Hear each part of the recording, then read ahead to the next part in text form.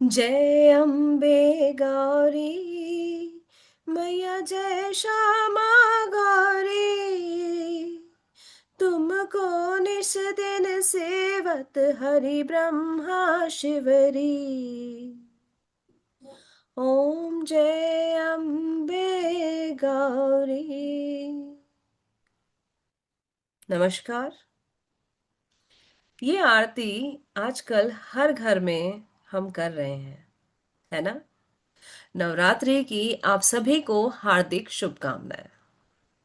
नवरात्रि 9 रातों का त्योहार, जहां हम 9 दिन माँ भगवती की पूजा अर्चना करते हैं और अपने अंदर की शक्ति को जगाने की कोशिश करते हैं। नई शुरुआतों का यह त्योहार है और आज के नवरात्रि स्पेशल एपिसोड में एक बहुत प्यारी, बहुत खूबसूरत कहानी लेकर आई हैं आज हमारी मेहमान, मेरी एक अच्छी सहेली जो एक टीचर भी हैं, स्टोरी टेलर भी हैं, कहानियां लिखती भी हैं, बहुत अच्छी लेखिका हैं और उनकी आवाज बहुत खूबसूरत है। कल मैं उनसे कुछ बात कर रही थी कि आप कोई तो कहानी बताओ मुझे, कोई तो कहानी मेरे लिए लिखो जो मैं पॉडकास्ट पे सुनाऊं। और फिर उन्होंने एक कहानी मुझे भेजी जो मुझे बहुत अच्छी लगी, तो मैंने सोचा क्यों ना उनकी खूबसूरत आवाज में ही ये कहानी रिकॉर्ड की जाए। और आइए स्वागत करते हैं रूपाली तमस्कर जी का, जो हमारे साथ जुड़ रही हैं पुणे से। नमस्कार बहुत बहुत धन्यवाद रूपाली। रूपा। नमस्ते। बहुत बहुत और स्वागत आपका बचपन के पिटारे से में। धन्यवाद हमारे साथ जुड़ने के लिए। हाँ, और मेरी बस इस नवरात्रि में यही कामना है कि आपका ये बच्चों का पिटारा है, ये माता रानी हमेशा कहानियों से भरा रखे। धन्यवाद। बच्चों से ज्यादा ये हम बड़ों के लिए ये पिटारा है, जो हमारे बचपन की सुनी पढ़ी कहानियां या किस्से लेकर आज हम, जब आज बड़े होने के बाद जब हम सुनते हैं या याद करते हैं, तो एक नई चीज आ जाती है ना। तो बच्चों की तरह खुल के जीना, खुल के खुश होना, ये बचपन का पिटारा है। तो बच्चों से ज्यादा बड़ों के लिए। बिल्कुल बिल्कुल। तो रूपाली, आज आप कौन सी कहानी सुनाने वाले हैं और ये कहानी आपने क्यों चुनी? हाँ, ये बहुत सही प्रश्न है। मैं काफी दिनों से इंतजार भी कर रही थी, क्योंकि एक शिक्षिका होने के वजह से मेरी भी इच्छा रहती है कि अगर कुछ मैंने अच्छा पढ़ा हो तो वो लोगों तक पहुंचना चाहिए। और जैसे कि अभी आपको पता है कि मैंने अपना शिक्षकीय जो काल था वो हम्म। अब एक 17 साल बाद अब मैंने छोड़ा है। लेकिन वो जो अच्छा। दिल में इच्छा रहती है ना कि हाँ। सामने बच्चे हों, तो हाँ, हमारे ये जो विविध माध्यम है इनका हम्म। मैं बड़ा मतलब आप क्या कह सकते हैं, धन्यवाद मानती हूँ कि अभी भी हमें बच्चे बड़े ये सभी इस माध्यम के द्वारा हमको कनेक्ट करते आते हैं। और जी। अभी भी आप अपनी कहानियां बता सकते हैं। तो बिल्कुल। आज एक ऐसी ही कहानी एक पिटारे में है आपकी। और इसके बारे में मैं जस्ट एक कहना चाहूंगी कि श्री रामकृष्ण मठ, श्री रामकृष्ण मठ जो है वो हम्म। मेरे बचपन से मैं जाया करती थी। मेरे दादाजी मुझे वहां पर ले जाया करते थे। अच्छा। तो मैं पुणे में हूँ, और पुणे में मैं वो मिस कर रही थी। मुझे पता नहीं था कि वो पुणे में है या नहीं। लेकिन अच्छा। वन फाइन डे वो चीजें हो जाती है, आपकी इच्छा जितनी होती है। और मुझे पता लगा कि यहाँ भी है, तो मैं वहां पर नियमित जाती हूँ और वहां की किताबें मैं लेकर ही आती हूँ। अच्छा। तो आज एक ऐसी ही कहानी अ, जो देवी से संबंधित है आपको सुनाना चाहूंगी। तो मंच सारा आपका। और सुनने के लिए मैं बहुत, और आई एम श्योर हमारे श्रोता भी सुनने को बहुत उत्सुक है। आइए शुरू करते हैं। बिल्कुल बिल्कुल। Over to you. जय माता दी। हाँ, जय जय माता माता दी। दी शुरू किया है। जी। तो सभी से मैं ये कहना चाहूंगी, इस पुस्तक का नाम है श्री रामकृष्ण की कहानियां। लेखिकाएं हैं आयरीन रे, मल्लिका क्लेयर गुप्ता। और इसका अनुवाद किया है स्वामी आत्मानंद जी ने। और चलिए शुरू करते हैं कहानी। कहानी का नाम है सर्वमंगला। किसी समय एक गांव में एक निर्धन ब्राह्मण रहते थे। उनका नाम था देवीचरण। देवीचरण बड़े भले आदमी थे और वे अपने समूचे हृदय से जगन माता को प्यार करते थे। वे जगत जननी की उपासना दुर्गा के रूप में करते थे। बहुधा लोग देवी चरण को चंडी पढ़कर सुनाने के लिए कहते। बदले में वे उन्हें अन्न वस्त्र प्रदान करते। इस प्रकार देवी चरण को पर्याप्त खाना कपड़ा मिल जाता। वे अपनी पत्नी और कन्या के साथ आनंद पूर्वक जीवन निर्वाह करते थे। भले ही लोग वे बड़े निर्धन थे, पर उनका उसका उन्हें कोई दुख न था। देवी चरण की कन्या बड़ी ही रूपवती थी और उसका स्वभाव भी बड़ा अच्छा था। उसका नाम था सर्वमंगला। उसके माता पिता ने अपनी सामर्थ्य के अनुसार उसे सब कुछ सिखा दिया। उसने भी चटपट सब कुछ सीख लिया। वह बड़ी मेहनती थी और जो कुछ भी करती सुचारू रूप से करती। धीरे धीरे सर्वमंगला विवाह के योग्य सयानी हो गई। उसकी माँ ने देवी चरण से कहा, अब तुम्हें अपनी लड़की के लिए वर ढूंढना चाहिए, पर ऐसी निर्धन लड़की से भला कौन विवाह करेगा? मुझे तो काफी चिंता है इस बात की। हमारे पास तो उसे देने के लिए भी कुछ नहीं है। देवी चरण बोले, देखो, चिंता मत करो। अपनी लड़की लक्ष्मी के समान सुंदर है और सरस्वती के समान प्रतिभाशाली है। सर्वमंगला के समान आकर्षक और बुद्धिमती लड़की भला और कोई हो सकती है? पत्नी बोली, तुम ठीक ही कहते हो। वह भले ही सुंदर है, जो कुछ करती है बड़े तौर तरीके से करती है। वह एक उत्तम रसोइया भी है, लेकिन फिर भी मुझे लगता है, क्या उसको एक अच्छा वर मिल जाएगा? तुम्हें इन सब चीजों की चिंता नहीं करनी चाहिए। देवी चरण बोले, माँ दुर्गा ही सारी व्यवस्था करेगी। कुछ ही दिन बाद एक भला जमींदार उस गांव में आया। उसकी आंखों के सामने सर्वमंगला पड़ गई।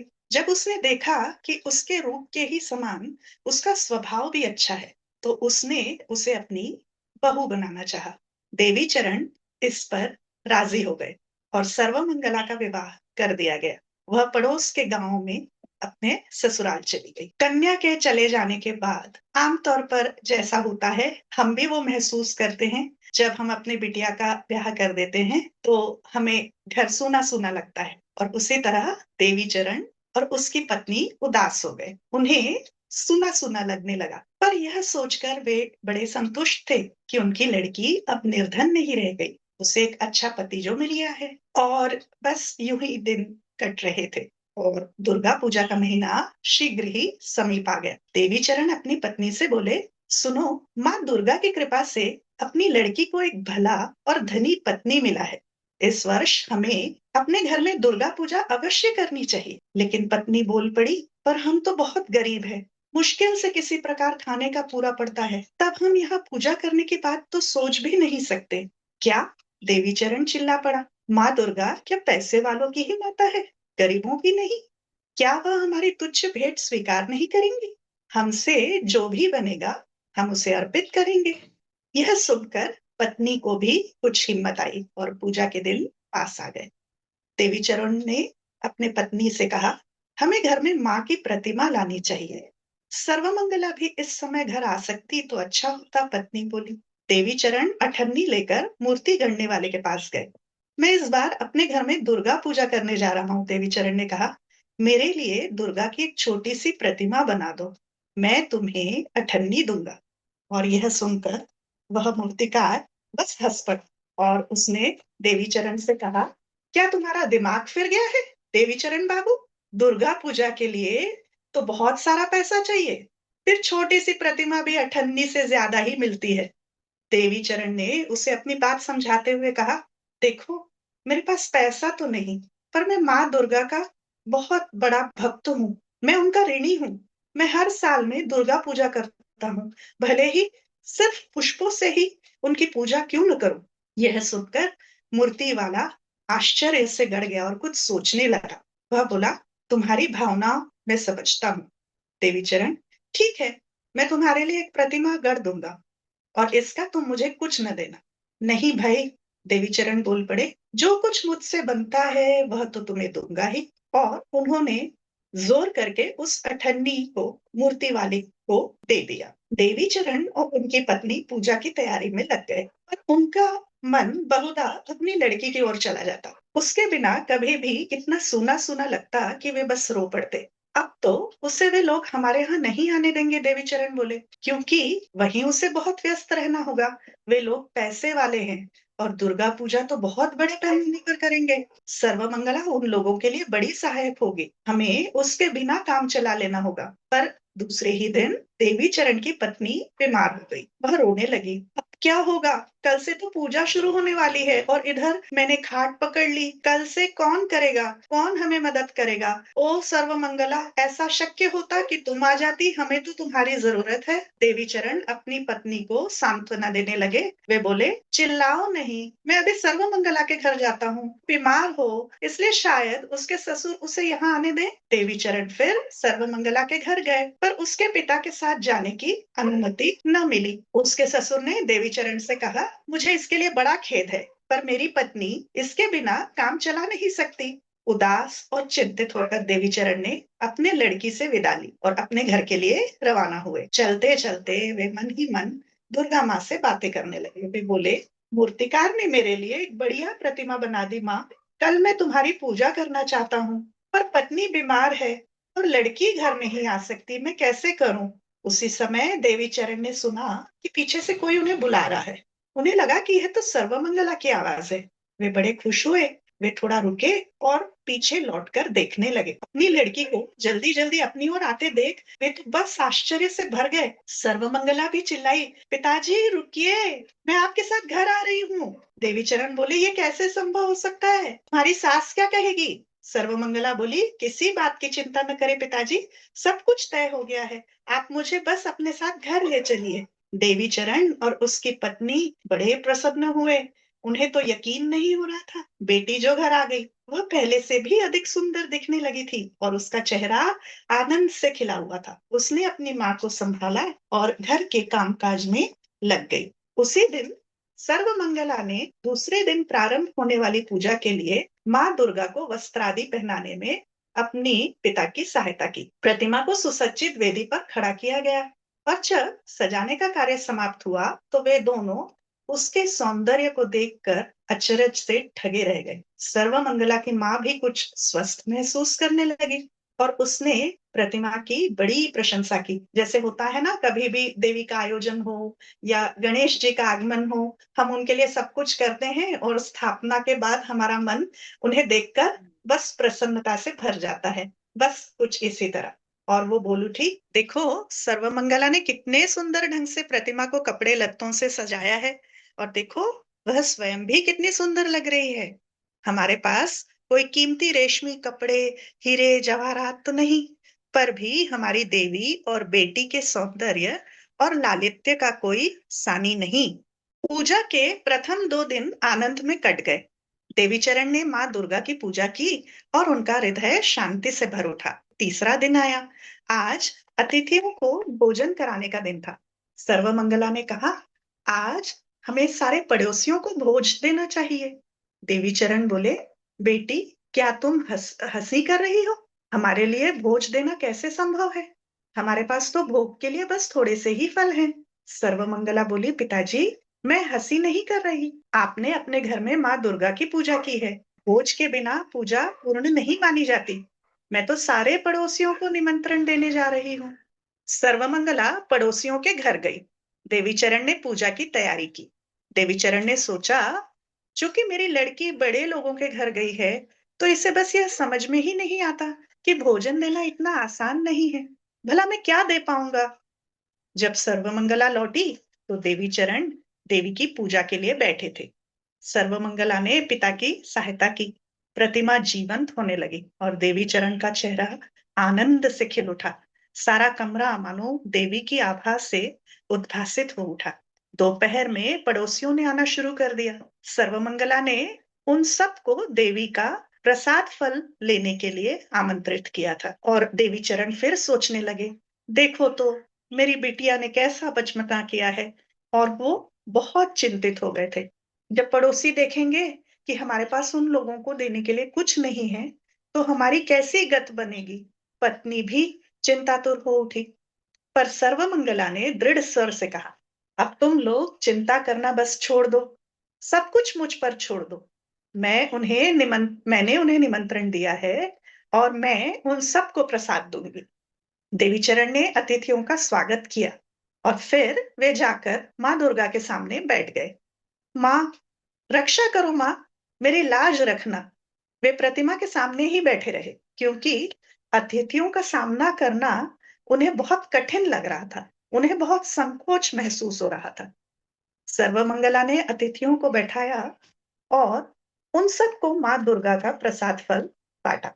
उसने कहा, मेरे पिता निर्धन हैं, इसलिए वे आप लोगों को एक बड़ा भोज नहीं दे सकते, पर यह उनका सौभाग्य है कि आप लोग आए। कृपया आप सब यह फल प्रसाद ग्रहण कीजिए। और अतिथि फल खाने लगे। कैसा स्वादिष्ट फल है, वे आश्चर्य से बोल उठे। हमने कभी ऐसा फल नहीं खाया। इसका छोटा सा टुकड़ा भी हमें कितनी तृप्ति दे रहा है। यह एक बड़े भोज से भी बढ़िया है। और सारे अतिथिगण पूरी तरह संतुष्ट थे और हर्षित हो उठे, और इस तरह वे अपने घर लौट गए। उन्होंने सर्वमंगला और उनके उसके माता पिता के प्रति अपनी हार्दिक शुभकामनाएं व्यक्त की। देवी चरण ने यह देखकर पूछा, क्या अतिथि चले गए? मुझ पर हंस रहे होंगे या मुझे कोसा उन्होंने? सर्वमंगला बोली, ऐसा कुछ भी नहीं हुआ पिताजी, वे तो बड़े प्रसन्न दिख रहे थे। सर्वमंगला की माँ बोली, आश्चर्य की बात तो यह है कि अभी भी आधा प्रसाद बाकी पड़ा है, फिर भी सबने छक्कर प्रसाद पाया। देवीचरण भी बोले, हाँ, आश्चर्य तो है। माँ दुर्गा ने हम सब पर कृपा की है। और उनके नेत्रों में आनंदाश्रु छलक पड़े। दूसरे दिन पूजा पर्व की समाप्ति थी। माँ दुर्गा आज घर छोड़कर चली जाएगी। इस विचार से देवीचरण उदास हो गए।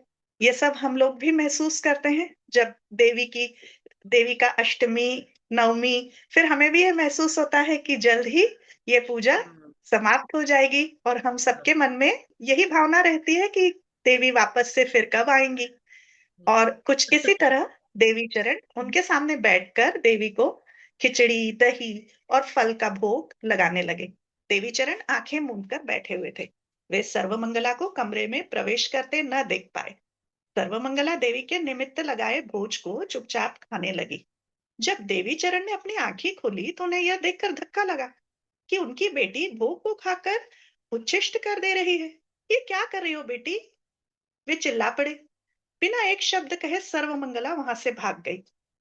देवीचरण ने अपनी पत्नी से फिर से ताजा भोग तैयार करने के लिए कहा, और जब भोग तैयार हुआ तो देवी को भोग लगाने बैठ गए। इस बार भी सर्वमंगला कमरे में चुपचाप से आकर देवी को लगाया हुआ भोग खा गई। देवी चरण का ध्यान पुनः उस तरफ गया, और उन्होंने फिर पत्नी से कहा कि ताजा भोग लाया जाए। तीसरी बार फिर से सर्वमंगला चुपके चुपके कमरे में आई और सारा भोग चख कर गई। अब तो देवी चरण का क्रोध देखने जैसा था। उन्होंने कहा, आज तुम्हें ये क्या हो गया सर्वमंगला? मेरी पूजा को फिर से न बिगाड़ो, चली जाओ इधर से। और सर्वमंगला अपने माँ के पास आई। बोली, माँ, पिताजी ने मुझे चले जाने के लिए कहा है, तो मैं जा रही हूँ। माँ ने कहा, बेटा, आज तो तुम्हें ससुराल वापस जाना होगा, दुर्गोत्सव तो समाप्त हो गया। तुम्हारे पिताजी पूजा में बैठे हैं, वे आ जाएं, वे तुम्हें घर पहुंचा देंगे। देवीचरण पूजा करके अपनी पत्नी के पास आए। उन्होंने पूछा, सर्वमंगला कहाँ है? पत्नी ने कहा, कुछ देर पहले यही थी, अपने घर वापस जाने के लिए तुम्हारी प्रतीक्षा कर रही होगी, बाहर देख लो। वे सर्वमंगला को खोजते खोजते थक गए और वह मिली नहीं। देवीचरण बोले, दिखता है यह नादान लड़की अकेले ही ससुराल चली गई, मैं देख कर आता हूँ वो भली चंगी पहुंची कि नहीं। जब देवी चरण उसके घर पहुंचे तो उसे वहां देखकर आश्वस्त हुए। उन्होंने उससे कहा, पूजा को बिगाड़ने के लिए मैंने तुम्हें डांटा बेटा, क्या इसलिए तुम अकेली चली आई? क्या तुम मुझ पर रुष्ट हो गई हो? और ये सुनकर सर्वमंगला अचकचा गई। वह कुछ समझ न पाई। बोली, आप किसकी बात कर रहे हैं पिताजी? मैं ये कह रहा हूँ कि जब मैं पूजा कर रहा था तो तुमने भोग नहीं खाया, और इस पर मैंने तुम्हें डांटा था। सर्वमंगला बोली, पर मैं तो इन दिनों सारे समय यही थी पिताजी। ससुर जी ने तो आपसे कहा था ना कि मैं आपके साथ नहीं चल सकती। ये सुनकर देवी चरण अचरज में पड़ गए। तब वे समझ गए कि क्या हुआ। माँ दुर्गा ही उनके बेटी के रूप में उनके घर आई थी। वे हर्षातिरेक में आनंद के आंसू बहाते हुए चिल्ला बैठे, माँ, माँ, तुम मेरे पास आई और मैं तुम्हें पहचान नहीं पाया माँ, मुझे क्षमा करो। तो दीपा, ये थी कहानी। बहुत सुंदर। उसको सुन के ना मुझे भी कुछ चीजें याद आई। जब दुर्गा पूजा में हम जाते हैं, हमारे हम्म। अपार्टमेंट में भी दुर्गा पूजा होती है और बहुत सुंदर तरीके से होती है। और कभी तो मैं हिस्सा ले पाती हूँ, कभी नहीं ले पाती हूँ, और हर बार मुझे लगता है यार प्रसाद तो खाना है। तो प्रसाद किसी ना किसी रूप में आ जाता है, या मेरी कुछ इच्छा होती है। अगर आज की ही बात करें हम, तो मैं हाँ, परसों तक तो कहानी ढूंढ रही थी क्या करूं। सब लोग अलग अलग कहानियां सुना ही रहे हैं अपने अपने चैनल्स पे। कौन से दिन कौन सी देवी की पूजा करनी है, कौन से रंग के कपड़े पहनने हैं। तो मुझे लग रहा था कि कुछ अलग कहानी मुझे सुनानी है बचपन के पिटारे से पे। और देखिए, आपसे मेरी बात हुई, आपने मुझे ये कहानी सुनाई, और मुझे लगा कि नहीं, मुझे नहीं सुनानी है तो आप ही सुनाइए। तो मेरा बहुत मन था कि आप कभी बचपन के पिटारे से पे आती, और आज आप फाइनली आ भी गई। उस बात की मुझे कितनी खुशी है। वो कहते हैं ना कि भगवान भाव के भूखे हैं। तो जो लोग भगवान में मानते हैं या नहीं मानते हैं वो अलग बात है, लेकिन ये बात तो हर कोई मानेगा कि हमारे विचारों में बहुत शक्ति होती है। तो हम जैसा सोचते हैं वो पूरा कभी ना कभी जरूर होता है। और जिस तरह से माँ ने बिल्कुल। मेरी इच्छा पूरी की कि रेगुलर कहानी ना हो, ये कहानी आई, हमारे विचारों की शक्ति ही तो थी ना। सर्व मंगला के रूप में माँ आई, और भगवान कब किस रूप में आए। और हमारी भारतीय संस्कृति में यही सिखाया जाता है ना कि किसी को कम मत समझो, है ना। हर किसी में भगवान का रूप बिल्कुल। है, अंश है। अब हम उसे भगवान का नाम दें, देवी का नाम दें, या हम प्रकृति के शक्ति का नाम दें, वो अलग अलग नाम है, लेकिन बात तो वही है। तो बहुत बहुत धन्यवाद रूपाली, आपका ये कहानी सुनाने के लिए, और बचपन के पिटारे से पे आने के लिए, और बहुत सारी बचपन की यादें ताज़ा करने के लिए बहुत बहुत धन्यवाद। मुझे भी उतनी ही खुशी हुई आपसे जुड़कर। बहुत अच्छा लगा जहां हमने देवी की एक कहानी को सुना। और मैं ये भी कहना चाहूंगी कि विचार शक्ति